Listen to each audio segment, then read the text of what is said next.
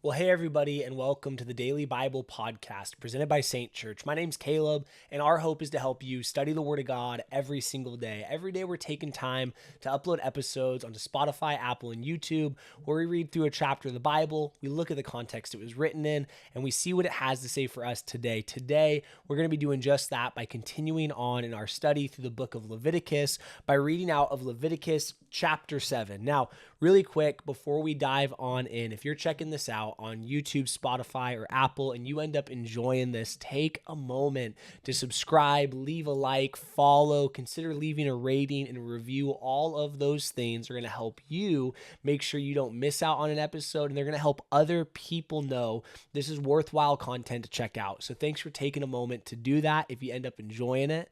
Now, with that being said, we're continuing on in the book of Leviticus, and what we're doing for this study, since we're going through so many different rules, laws, and regulations that God has given to the people of Israel, we're going to be reading through the chapter, and we're going to be looking at some of the particular things in general that all of these regulations have in common. So let's read through and let's take some time to discuss what is going on here. Starting off in Leviticus 7, verse 1, this is what the Word of God has to say today. It says this: "These are the regulations for the guilt offering, which is most holy. The guilt offering is to be slaughtered in the place where the burnt offering is slaughtered, and its blood is to be splashed against the sides of the altar. All its fat shall be offered, the fat tail and the fat that covers the internal organs, both kidneys with the fat on them near the loins, and the long lobe of the liver, which is to be removed with the kidneys. The priest shall burn them on the altar as a food offering presented to the Lord. It is a guilt offering. Any male in a priest's family may eat it, but it must be eaten in the sanctuary area. It is most holy. The same law applies to both the sin offering and the guilt offering. They belong to the priest who makes atonement for them. The priest who offers a burnt offering for anyone may keep its hide for himself. Every grain offering baked in an oven or cooked in a pan or on a griddle belongs to the priest who offers it. And every grain offering, whether mixed with olive oil or dry, belongs equally to all the sons of Aaron. These are the regulations for the fellowship offering anyone may present to the Lord. If they offer it as an expression of thankfulness, then along with this thank offering, they are to offer thick loaves made without yeast and with olive oil mixed in, thin loaves made without yeast and brushed with oil, and thick loaves of the finest flour well kneaded and with oil mixed in.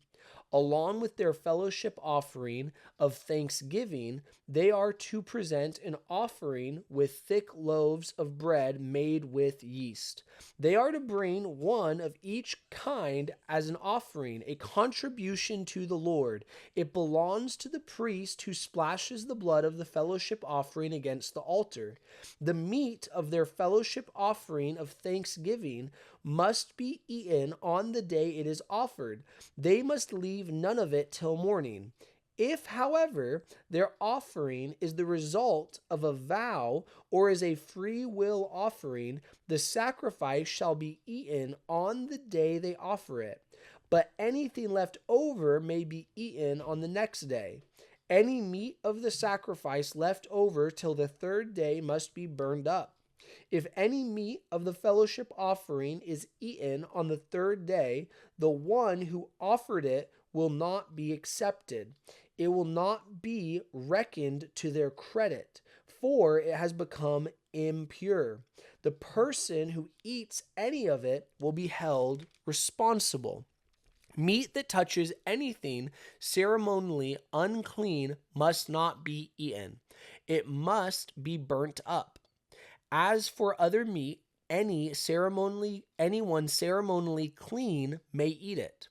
But if anyone who is unclean eats any meat of the fellowship offering belonging to the Lord, they must be cut off from their people. Anyone who touches something unclean, whether human uncleanness or an unclean animal or any unclean creature that moves along the ground, and then eats any of the meat of the fellowship offering belonging to the Lord, must be cut off from their people. The Lord said to Moses, "Say to the Israelites, do not eat any of the fat of cattle, sheep, or goats. The fat of an animal found dead or torn by wild animals may be used for any other purpose, but you must not eat it. Anyone who eats the fat of an animal from which a food offering may be presented to the Lord must be cut off from their people. And wherever you live, you must not eat the blood of any bird or animal. Anyone who eats blood must be cut off from their people." The Lord said to Moses, "Say to the Israelites, anyone who brings a fellowship offering to the Lord is to bring part of it as their sacrifice to the Lord.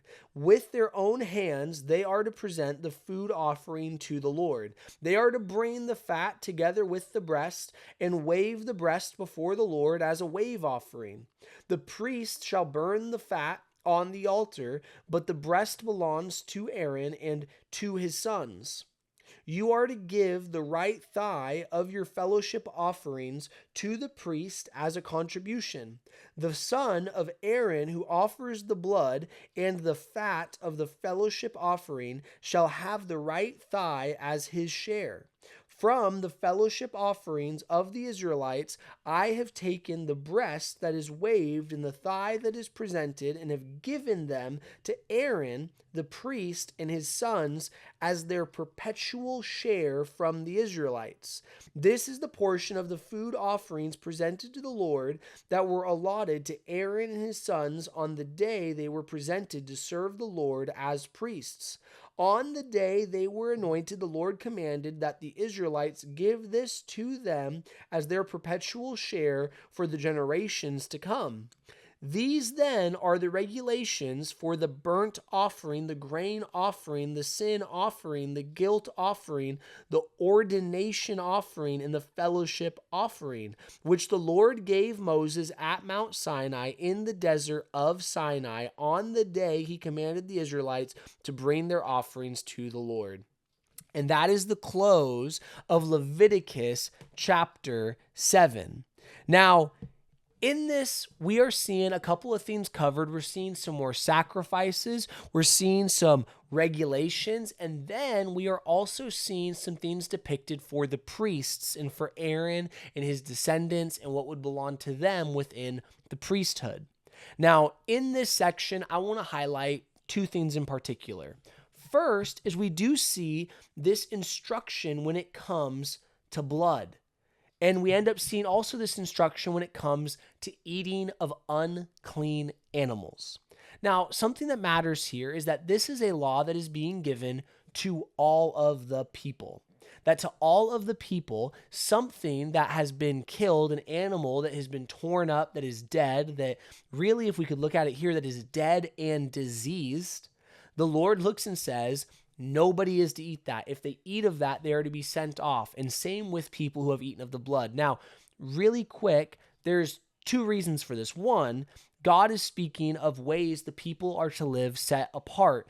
That is a religious reality of being holy and unholy, honoring God and being set apart and being different versus being common, just doing whatever you may will and that sort of a thing. So yes, there is a part of it that is simply obedience. The second thing, if we're being quite honest here, is also just like general good practice. That if an animal has been killed by another animal and you end up eating of its meat, what are you doing? You are inviting disease. You're inviting disease then into the camp, in among the people. So there's actually a practicality to this, even when it comes to then, if you were to eat an animal raw and you're eating its blood and that sort of a thing, what is going on here? God's actually giving very good advice, very sound advice to the Israelites through a command that is not just advice. He is saying, don't bring disease into the camp. Once again, There's simple obedience in this. God has said to live a certain way, so we will be set apart in a certain way. But in the same way, God is looking and saying, hey, Israel, I'm going to give you some practices that are going to help keep you set apart, that are going to keep you from disease, that are going to keep you from common things that would cause your people to have issues. And I'm going to help ensure that you are living in a way that you are going to benefit from. You're going to be healthy. You're going to be well. I hope that makes sense. Now, the second thing I want to point out today for the sake of this study is this idea of the priest's share. This is from verses 28 through the end of the chapter in verse 38, which is that we do see once again it outlined that Aaron and the priests had things allotted to them, that because they are serving all the people of Israel in all of these different sacrifices that we have seen outlined and we will continue to see referred to, we see that they had a pretty full job. And so the priests are taken care of, and God gives them a very specific way in which they are to be cared for. He outlined it very directly. Now, for us today within the church, we are not under the Levitical law, but we do see how God took care of the priests that were ministering on his behalf and ministering also on behalf of the people, helping them to draw near to God. Now, we do not have a mediator in the way that a priest would help atone for sins. Our only great high priest now, as we read in Hebrews, is Jesus, the one who was our once and for all sacrifice. But we do see those who end up operating in roles for us today, as we would refer to as pastors, who are helping minister unto the community and unto the Lord, and helping people to draw closer and closer to God by helping them practice their faith and that sort of a thing. And so I think as we look at this, we do see a clear outlining of the need of us to care for those who are helping minister unto the Lord and care for the community. Now, one thing that all of us could garner, that we could learn from the Lord on, is the fact that in Leviticus, it is very clear about what that looks like. So for us today within the church, we should seek to, yes, take care of those who are helping minister unto the Lord and care for the people, but we should make sure to have a lot more clarity around those things. We should help be willing to bring clarity to that for the communities we are in, for those we are pastoring, and those, if we are within the congregation, we are helping support. Now, with that being said, friends, today, that's all I got for you.